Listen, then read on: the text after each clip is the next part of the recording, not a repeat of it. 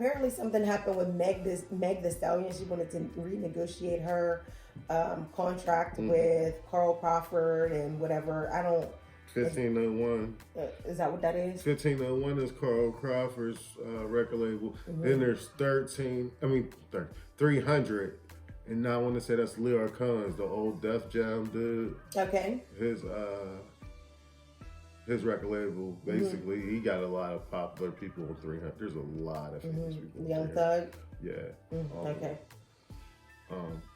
But, yeah, she wanted to renegotiate her contract. See, to me, it's just your gift can be your curse. And that's the same thing with NFL stars that become stars within like the first 1 or 2 years of them playing.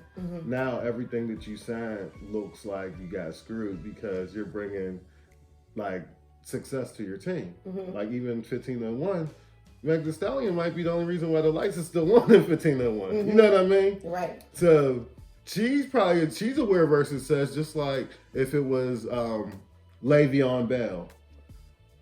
Everybody's telling Le'Veon Bell how good he's doing. He knows that he's the reason for a lot of Steelers' success, but guess what? He feels like y'all screwing him, so he needs this money. And and now they're like, but you signed this.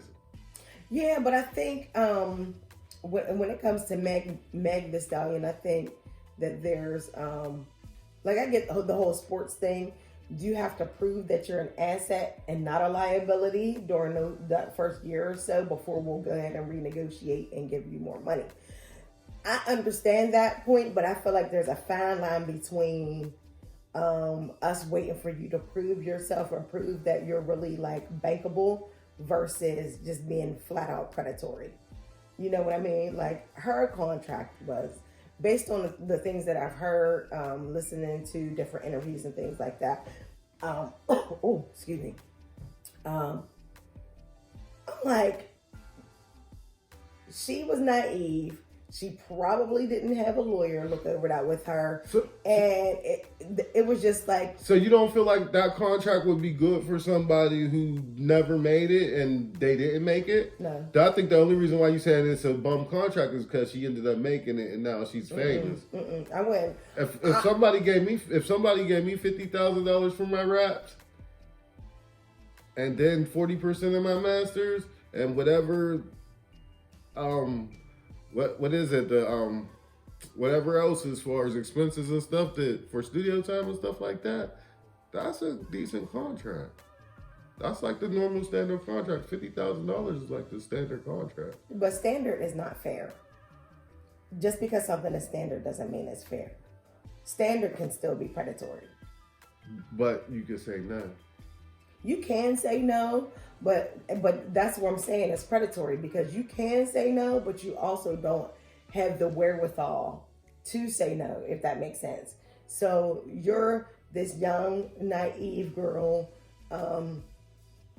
who you're just happy that somebody's talking to you, happy to put you on, you know. So you just ready to sign into the dotted line. But at the time, you're not aware of exactly how bad it is, and they're banking on you signing that because you're not aware of how bad the contract is.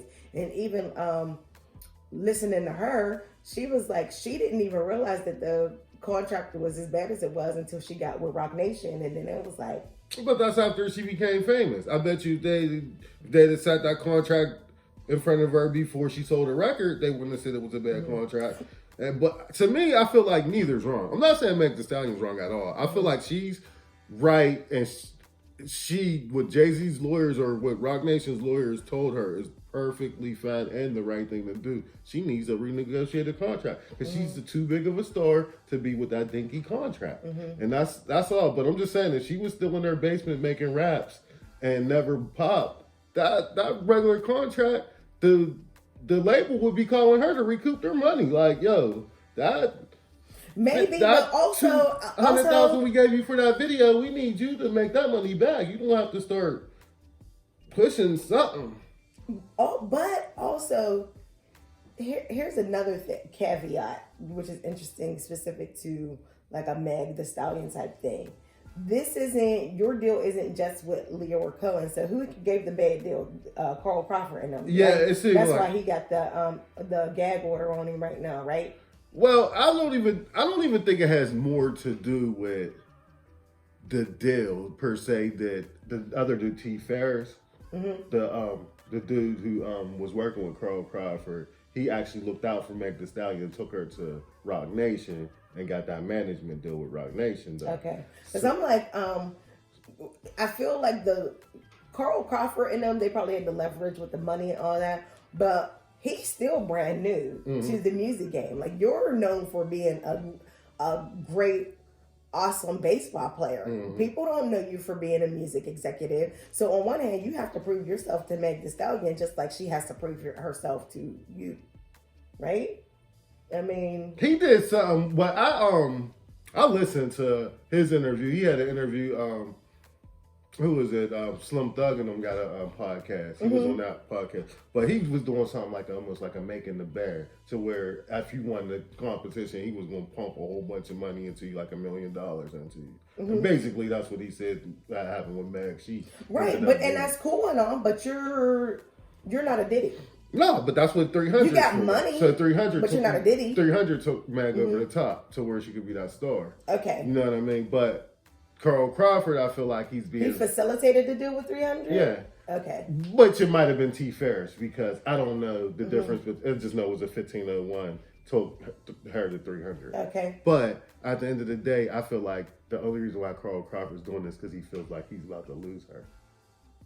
Okay, so he's giving a little bit because she's like really blowing up. So he's giving a little bit because I'm trying to... No, he's not giving anything. That's the problem. And that's where Mag is like, no. We're going to renegotiate this. Right, because she's saying that she's not even saying she wants to leave them. But she just wants to renegotiate, which I think is fair. It is fair, especially after making, I think my girlfriend was saying $2 million or something she made within the time span. And another thing that's interesting about today. That, down. Another thing that's interesting about today versus like back in the day when they would be getting them jenky contracts all the time. A lot of these artists are doing a lot with self-promotion. Like, she probably got, like, a crazy amount of Instagram followers. Man, she coined that hot girl summer, man. I know she probably get a crazy check from Instagram or YouTube, whoever hashtag that. She probably get a check for that. That people want to see Meg Thee Stallion on her social media. So a lot of people she are got a able good personality. to market themselves in a more powerful way that even a record company might. I don't know. There's more revenue. But the messed up thing about that is, and again, I don't know her terms of contract, she might mess around and be in a 360 deal to where they get taken apart at anything that she does in the spotlight. That's what it sounds like. And that's sad. Because, like, they get from what I was listening to, they allegedly get, like, a percentage of her merch, a percentage of her touring, a percentage because, like, I know a lot of groups and artists from back in the day, they would say that they didn't necessarily make money off of their albums, but they would make a whole bunch of money off of touring. So... Now that record labels know that, they put it into where they get a percentage of the touring too. But like I said, that contract is for somebody who's a local rapper trying to be famous. It's not for a famous rapper. Because he's just so scared that they're going to take her away from him.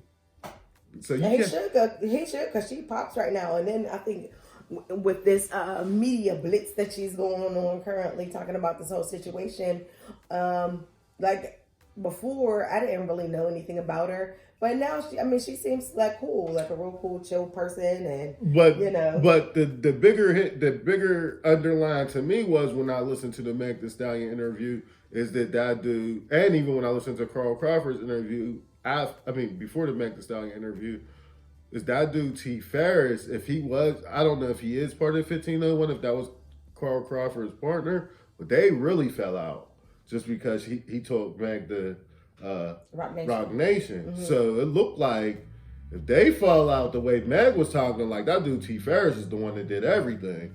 So if 1501 fall apart, are you even going to be able to get another artist? Cause she said she don't even know dude like that. She was like, he ain't really do anything. The dude T. Ferris was the one doing everything for me. Yeah, you talking about? She said she don't know Carl Crawford. Yeah, I hear her say that. Yeah, she doesn't really talk to him at all. So I don't know. That's why I even seen where. But I know that her mom, I guess, is her manager. Is her mom her manager? Yeah, I believe I heard her say that. Because I seen the Carl Crawford interview before hers. And this ain't the he didn't do all of this on the Slim Thug podcast. Well, at least she was, but wouldn't Rock Nation be managing her now? Yeah, and that's probably what she probably needed a bigger manager. But this wasn't on the Slim Thug podcast. This is a new interview with Carl Crawford, but he talks about the whole Meg Thee Stallion fallout. But he said that he gave her mom $50,000, which I thought was weird. Then why didn't you give it to her? I don't know, but at the time I didn't know her mom might have been her manager. Yeah. So, but all in all, she's getting screwed. But to me, she's only getting screwed because he needs her to keep the lights on, and he feels like he didn't screw her, and which just almost like, yeah, to me it's both ways. Neither of them's wrong at this point, but he's acting like a bitter ex that's not trying to give the stuff back. Yeah, I mean, I get it because you're investing a lot of this money into somebody, and if they don't pop, then you're screwed. If it wasn't for me, there wouldn't be no Meg Thee Stallion. But I still feel like there should be a way to do these contracts, just like how you were talking about, like with the NFL, because that right there, how they did the contract based on the stuff that I was hearing, that just seemed like low down, like dirty. Like, and see, the only reason how much that they were taking from her, I'm like, dang, like, well, how much she gonna have left? And the only reason why I was thinking that is because they probably put a lot into her image. Like, I feel like for you to say, I'm taking 60% of your masters and I'm taking some of your tour and some of your merch, they had to probably almost come up with that Meg Thee Stallion image herself, you know what I mean? Yeah, because when it comes to women, like, it's a completely different animal as far as, like, you can't men. just get up, wake up and start rapping if you're a woman. Right. Unless you a young man. Right. You're going to be there all day. You got to get your hair done. You got to get your nails done. You got to get your makeup done. You got to get your outfits right. You know what I mean? So. And they want you to look sexy, even though that might not be what you. Like, you might be a tomboy. They still don't want you to look sexy. It's just weird. And I'm pretty sure that takes so long. And then the money, you got to pay everybody for all that.